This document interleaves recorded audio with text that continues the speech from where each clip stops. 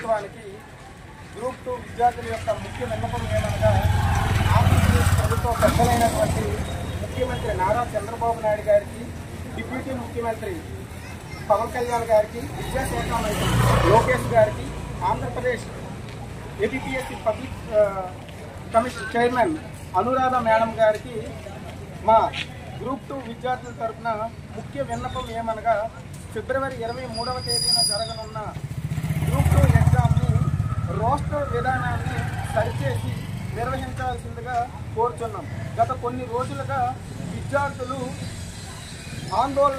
చాలా ఆందోళనగా ఉన్నారు. ఈ ఎగ్జామ్లో రోస్టర్ విధానాన్ని సరిచేయక ఎగ్జామ్ నిర్వహించడం వలన ఎంతో నష్టపోతారని ప్రతి ఒక్కరు కూడా భావిస్తున్నారు.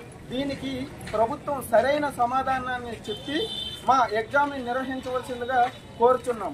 ఇటీవల సుప్రీంకోర్టు ఇచ్చిన తీర్పులో జార్ఖండ్ ప్రభుత్వం 2009లో నిర్వహించిన పరీక్షలో ఉద్యోగాలు పొందిన విద్యార్థులు మొత్తం అందరూ కూడా ఉద్యోగాలను కోల్పోవడం జరిగింది. అదేవిధంగా 2018లో గ్రూప్ 1 విద్యార్థులు కూడా అదేవిధంగా ప్రాబ్లంని ఇప్పుడు ఫేస్ చేస్తున్నారు.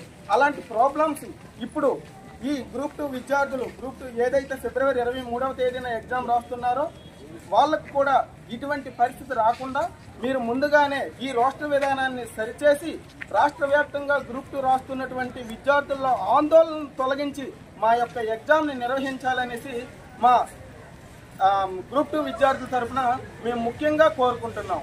We want justice. We want justice. We want justice. రాష్ట్ర విధానాన్ని సరిచేసి ఎగ్జామ్ నిర్వహించాలి. రాష్ట్ర విధానాన్ని సరిచేసి ఎగ్జామ్ నిర్వహించాలి. We want justice. We want justice. We want justice. We want justice. We want justice. We want justice. We want